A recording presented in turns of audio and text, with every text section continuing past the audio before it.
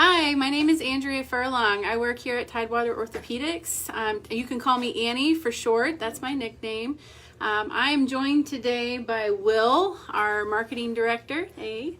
And I'm joined today by Brittany, my awesome medical assistant. Come on in. There she is. All right, so today I just wanted to go over some frequently asked questions by patients and by some staff as well.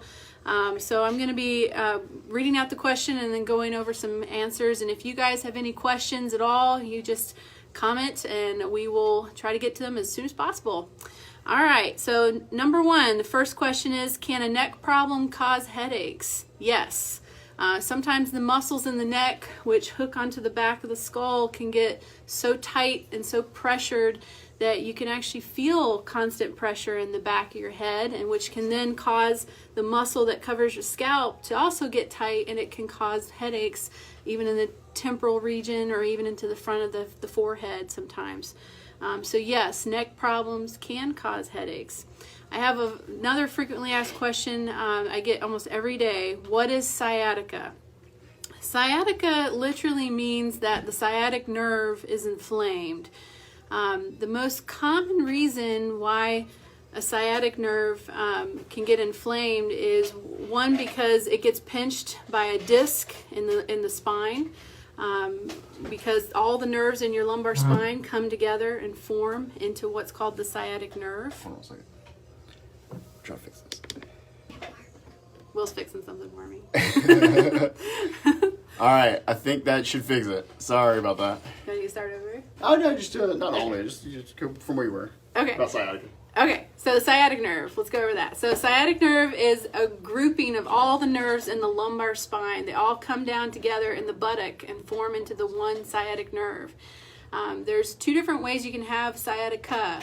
One, if you fall and directly pinch or bruise the sciatic nerve in the buttock, you can get sciatica, which means inflammation of that sciatic nerve.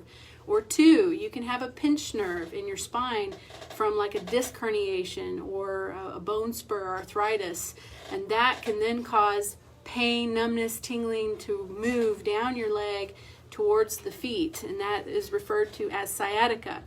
The other word for it is pinched nerve or radiculopathy. Okay. Another third question would be, is exercise bad? Exercise is not bad, but you have to know your limits. Exercise, is very good to keep active, to keep your joints moving, because stiffness causes a lot of pain, causes a lot of soreness.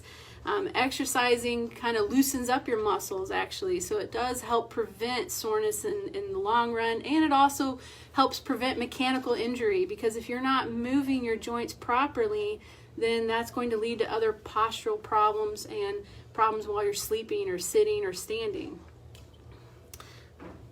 Hey, if you're just joining us, I'm Annie with Tidewater Orthopaedics. Welcome to our broadcast. We're currently talking about if exercise is bad for you. We've just covered about sciatica, so if you have any questions, don't hesitate to ask. I will be happy to answer your questions. So back to exercise. So exercising is not bad. However, there are some people, such as weightlifters or or certain athletes, who can perform those routines wrong, such as their form is not in the most accurate position. So you have to be very careful when you are using a lot of weights, something that puts more pressure on the spine or on your joints, because that can lead to further injury. What'd you say? Just that. Oh, okay. Oh, hello, Megan. Hey. As far as exercise, though, the best types of exercises, if let's say you do have arthritis in your knees or your hips, would be low impact exercises. So the elliptical, swimming, bicycling, something that takes the weight or pressure off those joints specifically. But there are very specific exercises and stretches for each joint, for each muscle group and problem.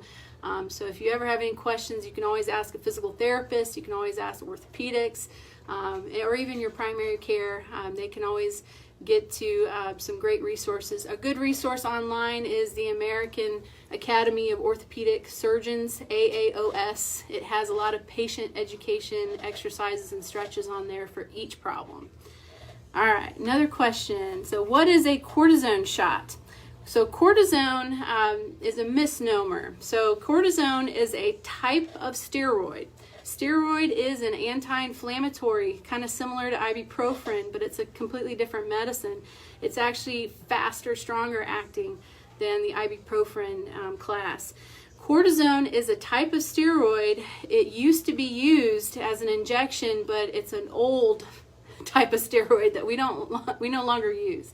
So the types of steroids that we use now are Kenalog or Depomedrol, but a lot of people just refer to a steroid injection as the cortisone shot. So a lot of practitioners will say cortisone shot because people relate to that more. But it really just means that it's a steroid injection. Now, why do we do steroid injections? Well, it's an anti-inflammatory. It's a very direct way of getting an anti-inflammatory into an inflamed joint or into an inflamed muscle, or into an inflamed area such as a bursa or a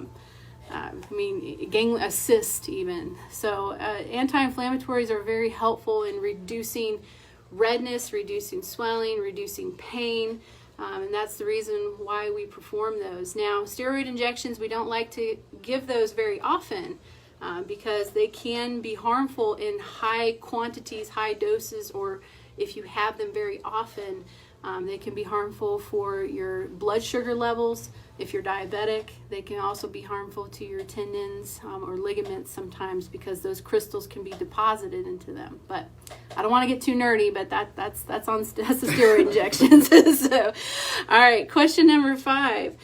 Will my posture affect my spine injury, my spine or injury? Will my posture affect my spine or cause injury? That is a yes. So posturing can affect the spine over time. It does take time for anything to come about, but it can lead to injury later on if that posture is not corrected. So posturing is important to try and maintain. The problem is holding in one position for a long time. I don't think anybody can do that after a while. So everybody will start to kind of hunch down and get in proper posturing. Hi there, Bobby. Thank you for joining us. And if you guys have any questions, just let us know, okay? Posturing, especially when sitting at a desk, is extremely hard because when you're sitting, you're already in a very strange, awkward position for your spine because your spine is used to being straight. So actually standing is sometimes the best option for the spine.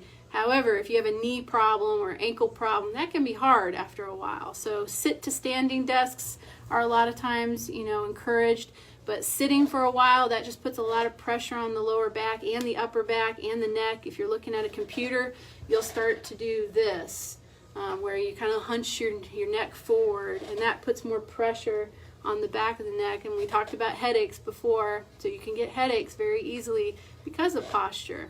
So posture does play into a key as far as injury for headaches, for your muscles, for your joints, because you're just not in the proper position that those joints and muscles are used to being in.